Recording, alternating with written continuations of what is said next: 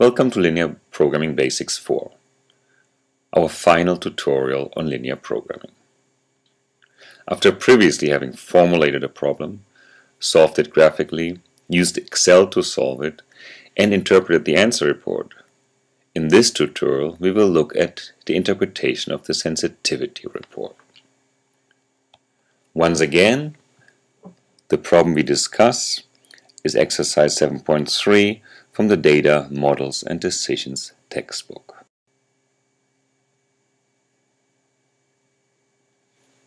Recall the problem we are discussing. The linear programming reads max 10s plus 12l, subject to 20s plus 20l less than or equal to 2400, which was the constraint on the artist's time, 10s plus 20l less than or equal to 1600, which was the constraint on the material at hand, and 2s plus 3l less than or equal to 260, which was the storage constraint. The objective was to maximize the profit from the production of small and large vases, and of course, we can only produce non-negative quantities. Previously, we solved this problem graphically. We looked at the answer report.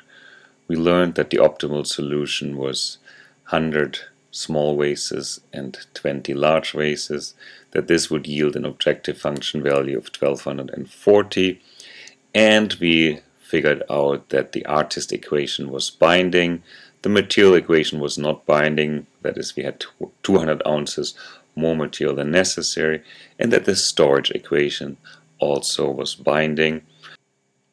In the graphic solution, we saw that the optimal solution is where the artist equation and the storage equation intersect.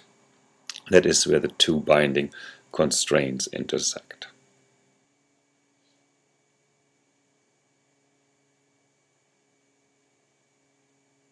Let us next look at the sensitivity report. Remember that the sensitivity report consists of two tables. One table concerns the adjustable cells, the other concerns the constraints. Let us first look at the part that addresses adjustable cells. Adjustable cells in Excel refer to the variables. Therefore, we have one row for each variable. In our case, two variables, small vases S and large vases L. Therefore, we have two rows. The first column simply tells us what cell the Excel has stored the values for the variables. The next column is the name for the variables small vases and large vases S and L respectively. And then the next column is our final value. This is simply the optimal solution that we already obtained in the answer report, but also from the graphical solution. The objective coefficients are simply the coefficients in the objective function. Our objective function read max 10s plus 12l. So 10 and 12 are the prices for small vases and large vases respectively. The next two columns are more interesting. The first one is the allowable increase, the second the allowable decrease. Now, the allowable increase and allowable decrease in this part of the table refer to the objective coefficients. Now, what does this mean? In this particular case, it means all other things equal, the same optimal solution would obtain if the price for small vases was instead anywhere between $10 minus 2 and $10 plus 2. Or, in other words, a price decrease by up to $2, that is down to $8, or a price increase of up to $2, that is up to $12, will not change the optimal solution. Well, how does this work? Recall that in the graphic solution, the objective function, the green function in the picture, touches the feasible solution at the intersection of the storage and the artist constraint, right down at this point. Now, what would happen if indeed we decrease the sales price of the vases, of the small vases, by $2 down to $8. The new objective function would read maximize 8s plus 12l. The slope of the objective function would be less steep, and the objective function basically would pivot around our previous optimum, and at this point it just coincides with the storage constraint. And now this corner point is optimal as well as our previous corner point, and so would be all points on this line. If we would slightly more decrease our price, then the objective function would now pivot around this point, and our previous optimum would no longer be optimal. Now, intuitively, that makes sense. At some point, if we can charge less and less and less for small vases, we would want to start producing more large vases and less small vases. That's exactly what would happen if we walk to this point, or jump to this point, I should say. We would roughly produce 60 large vases and only about 42 small vases. Alternatively, if we increase the price for small vases by $2, then the new objective function would read 12s plus 12l. Now the slope pivots in the other direction again around our current objective, and now at $12 the new objective function would just coincide with the artist constraint. Now this point would also be optimal, as well as this point, as well as any point on this line. Increasing the objective function even more would mean that we start pivoting around this point, and only this point would be optimal. Again, the intuition is clear. The more we charge for small vases, the more interesting the production of them becomes. And since the program is linear, we know we will jump from one corner solution to the next. In this case, we will jump from 100 small vases to be produced to 120. And then, because we never can produce more than 120, because the artist doesn't have more time than that, we would stay at 120 no matter how much we could charge for the vases. Thus, any price in between $8 and $12, our line would fall in this lightly purple shaded area, and we would not change from our current optimal solution. That is, he would still continue 100 small vases and 20 large vases. Of course, our profit would change, because if we can charge more for small vases, we would make more profit given the same production quantities. And if we would be able to only charge less, we would make less profit.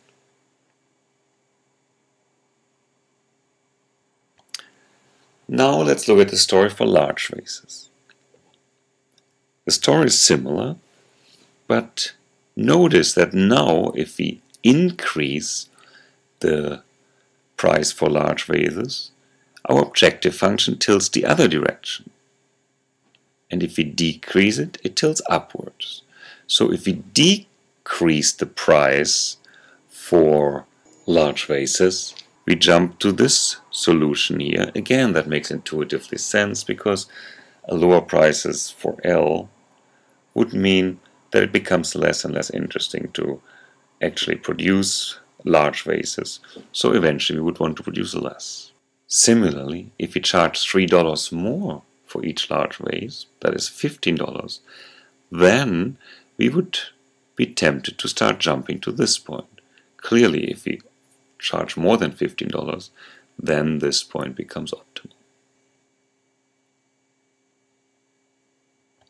In summary, for large vases, a price decrease by up to $2, that is down to $10, or a price increase of $3, that is up to $15, will not change the optimal solution. Let us next look at the part that concerns the constraints. we had 3 constraints in our problem, aside from the non-negativity constraints. One for the artist, one for the material, and one for the storage. Let us start by looking at the artist equation, that is, by the constraint on the artist's time. Recall that the artist constraint read 20s plus 20l less than or equal to 2400. Now, if we put in our final values, that is our optimal values for S and L, this reads 20s plus 20l equals 20 times 100 plus 20 times 20 equals 2400, and that is indeed less than or equal to 2400.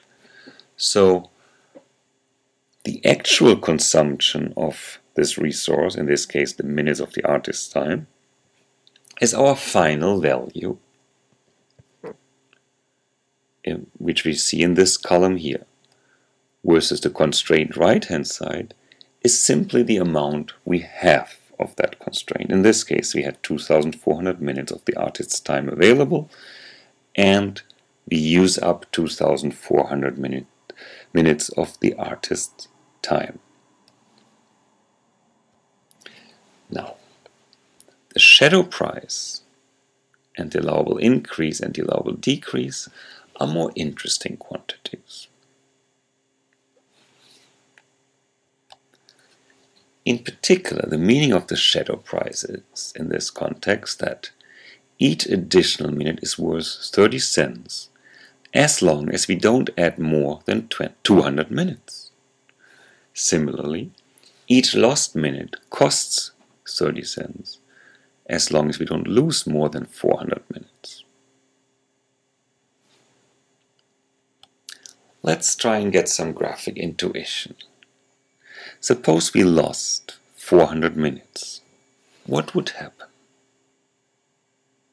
Well, our artist constraint would be pushed further inward and would then be 20s plus 20l less than or equal to 2000. We would lose this part of the feasible region, and now our new optimal solution would be here at the intersection of the storage and the material constraint, and also the artist constraint. So all 3 constraints would now coincide. If we would reduce by any less, our constraint would somewhere be here, and it would still cross only the storage constraint. So what happens when we start reducing the artist's time? Our optimal solution would wander up this path and this path and keep wandering up this path all the way to this new optimal solution when we only have 2000 minutes of time. But beyond that, it would no longer keep walking on this path. Instead, it would now keep walking on this path. That means if we would decrease the artist's time to less than 2000 minutes, the storage constraint would no longer be binding, but from then on, material and artist constraints would be binding.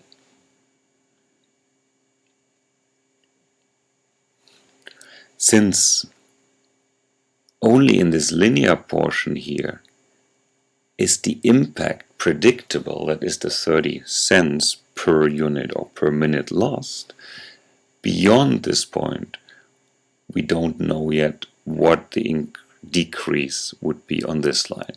We know, however, that it will be a higher loss because we are more constrained.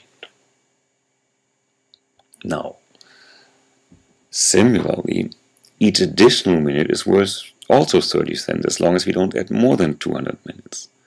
Well, suppose we would add the full 200 minutes, then our constraint would read 20s plus 20l less than or equal to 2600.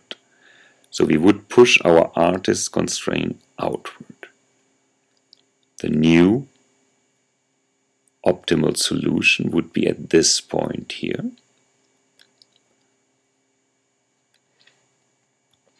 Our feasible solution would have been increased by this area here. And while we were pushing the line out here, the optimal solution would have walked again along on the storage constraint, the intersection of the artist constraint and the storage constraint, until at this point, if we would further add artist's time, we would be on this constraint, on the non-negativity constraint. So again, in this range, for the 200 units here, the change is predictable, exactly 30 cents. Beyond that, in principle, we don't know. In this particular case, we see from the graphical solution that adding more than 200 additional minutes would be useless, because then we would produce this amount, about 126 small vases, but the storage constraint would limit us to that. So adding more and more artist time would not allow us to produce any more. So additional artist time would have a shadow price of 0 beyond this point. Again, we don't know this from the sensitivity report. We only know this from interpreting or from looking at the graphical solution and interpreting it. Next, let's look at the material equations. Here the shadow price is 0, the allowable increase is infinite, and the allowable decrease is 200. So additional material is worth nothing, no matter how much additional material we have. Similarly, we can lose up to 200 ounces of material without experiencing any loss in profit. Now here we should be a bit careful. Of course, literally, the material is not worth nothing. If we have 200 ounces of material, we may be able to sell that somewhere else. We may use it next week. So we cannot, from this, conclude that the material itself has no worth, that we would be equally well off without that material or not. But we can say that within the context of our task, we don't need that material. So if this is a one-time shot and nothing else is to do with this material, then indeed the material would be worthless. A better way to think about the shadow price is the following. Suppose someone wanted to buy 100 ounces of material from us. In this period, we cannot possibly make money other than selling this material. So any price larger than 0 would actually increase our profit. But even here we have to be careful. If we make more vases next period and we have to buy material, then obviously we would not want to sell the material for less than the purchasing price that we will have to pay in the next period, assuming there's no discount rate.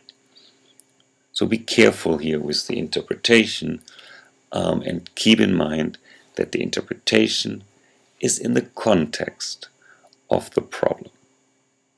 But let's look at the shadow price for the allowable increase in a bit more detail.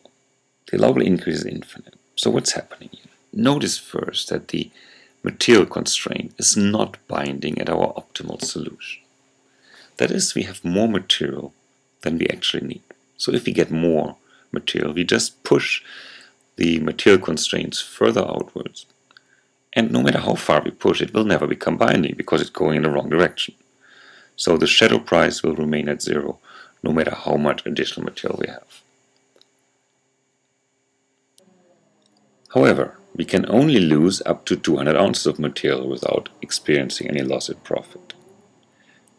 What happens if we do reduce the material to 1400 ounces? Well, we are pushing our constraint towards the feasible region, and therefore we are cutting this part out of the feasible region.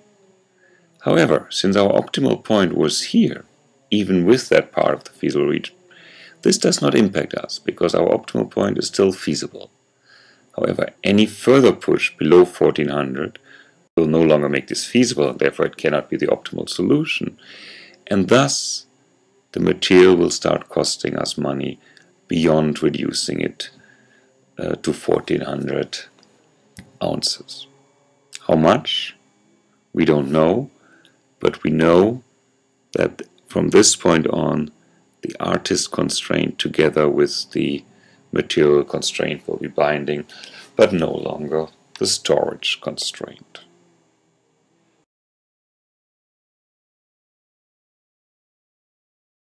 Finally, let's look at the rho for the storage equation. The shadow price is 2, the allowable increase is 20. Well, that means that each additional storage unit is worth $2, as long as we don't add more than 20 units. Similarly, the allowable decrease is also 20 units. That means that each lost unit costs also $2, as long as we don't lose more than 20 units. Now, graphically, this looks similar as before. If we decrease our units to 240 units, then our new storage constraint will be the red line here, and the new optimal solution will be at this point. Conversely, if we increase to 280, the new storage constraint will be the green line, and our new optimal solution will be this point. Anywhere in between, it is still only the artist and the storage constraints that are binding, so that our optimal solution, if we decrease, will walk on this path all the way down to this optimal solution. And it will increase in the other direction if we increase our storage space. Again, along this line, each unit is worth $2, no matter if we lose it or if we win it. If we add storage beyond our 280 units, the storage constraint will no longer be binding, and the new optimal solution will be determined by the intersection of the material equation and the artist equation. So the material equation will become binding. The shadow price beyond 280 then will be 0. This we know from the graph, but not from the table. If we reduce below 240, the artist constraint will no longer be binding. Now the binding constraints will be the storage constraint and the non-negativity constraints for large units. That is, the optimal solution would walk along this line if we further decrease storage. That means if storage becomes more and more tight, tighter than the 240 units calculated here, then we will only produce small vases, as many small vases as our storage capacity would allow us, but no longer large vases.